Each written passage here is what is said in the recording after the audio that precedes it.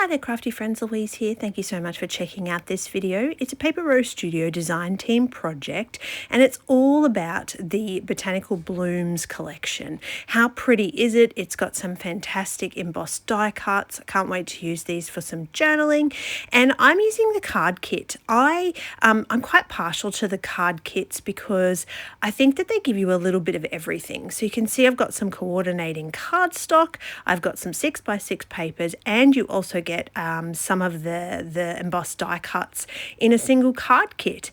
Now what I want to do is I want to show you how to make a background using these 6x6 papers. So obviously there's an A and a B side, as you can see, and I've chosen a couple of photos from my stash because I need to sort of have a bit of an idea of what's going to coordinate with this collection, but essentially what I want to do is make my own background, and you can see that I'm doing this with these 6x6 pattern papers, and all I'm doing is just using some ordinary old masking tape and joining them together at the back level so that when you flip them over you get this grid style 12x12 background to work with. So definitely check out those card kits, or even if you're looking to invest in a patterned paper and you only want to get the 6x6 pack, you don't have to necessarily buy the whole 12x12 pack. You can still get creative and get a taste of a collection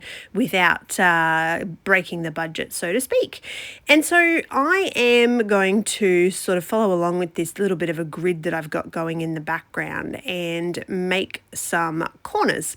And I decide that during this kind of corner production, I was going to do a smaller section of corners in the middle. So time to pull out the ruler and get myself an inner square. So you can see I'm using a very technical tool where I start the measurement just with some finger centimeters to give me a bit of an idea to start with, until I can work my way around and get a fully completed circle that actually fits. So once I know where, so I just called it a circle. You can tell my brain's not braining today. It's a square. Okay, so once I know where that square is going to fit, then I'm going to draw my lines, and at this stage, I know that those lines will definitely be featured somewhere down the track, and I end up going with some stitching later on because they just needed to be enhanced that little bit extra.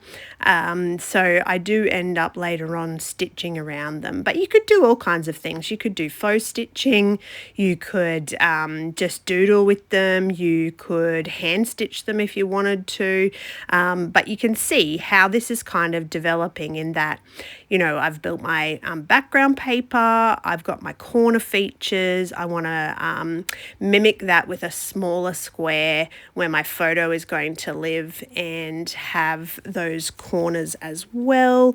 And it's time now where I'm sort of thinking, yep, I'm getting close to being ready to glue this down. How is it all going to come together? So pulling out some of these embossed die cuts is the next step, and pardon me, what I want to do is lay them kind of from left to right around my photo. And you can see at this stage of the creation that it is the photo sitting central, but the finished part of the layout had the photo actually off to the left. And again, that's just how it kind of develops as I'm progressing and thinking about how I can really just take this layout to its finished point and, you know, include lots of the Paper Row's bits and pieces because they are so pretty. It's one of those kind of more is more kind of situations where, you know, you want to keep adding to it because it is so pretty. And now I chose this watercolor and scribbles sheet of patterned paper with the letters on it because I wanted my title to be Happy Day. And this is just, so this is the front of my house, and as I drove home from work one afternoon while I was waiting for the gate to open, happen. It had stormed and there was a nice rainbow, but the sun was really shining from behind me, and it was just a really nice snap. And so it's one of those kind of memories of just life moments where it doesn't have to be the big things. It can be just a happy day that you're recording the memory of, and that's what I wanted to title my page, was Happy Day. So here I come back from being off camera where I've started to stick everything down. You can see that I have gone with an extra stitched square around that outer border as well, and I think that just ties it in quite nicely. So you get a little bit of that, double up square, and it brings those corners as well as the patterned background in quite nicely and ties it all together. Now, this is my little tip for you when you're layering your embellishments, is to have a smaller piece of just a scrap paper behind it with some adhesive on it, and you can actually stick all of your embellishments to that without being locked into keeping them. And so it gives you the opportunity to actually stick everything down and then flip it over later and glue everything, which is sort of how I work on making sure that those elements are in the right position without being locked into keeping them in place.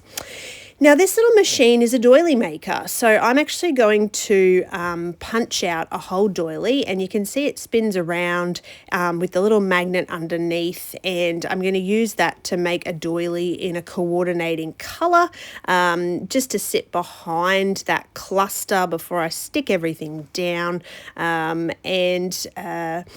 just keep your eyes peeled, because there's a bit of an epic mistake coming up shortly when it comes to my title. So as I said, I mentioned I had the Happy Day title, but I had to get creative and make a second P because I'd cut out all my letters, and I had to, get a bit creative. So I've created my second P, I've mounted them up on some foam, and then I was going to just in black ink write the word day, and that just looks atrocious. My handwriting apparently, or my bubble writing, I must be getting a bit lazy because I haven't done any for so long. It just looks terrible.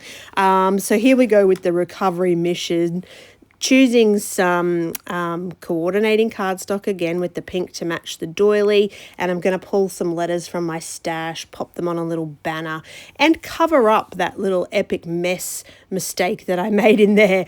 But I don't necessarily hate this. I think that it's really cute because it coordinates with the pink, and being on a banner, it works as well. So the final stages are purely just to stick the title elements down, and then this layout is complete. So it was quite in-depth and quite involved for my share today, but I hope that you enjoyed it as something a little bit different and you're excited to check out some Paper Rose products. As always, thank you so much for watching.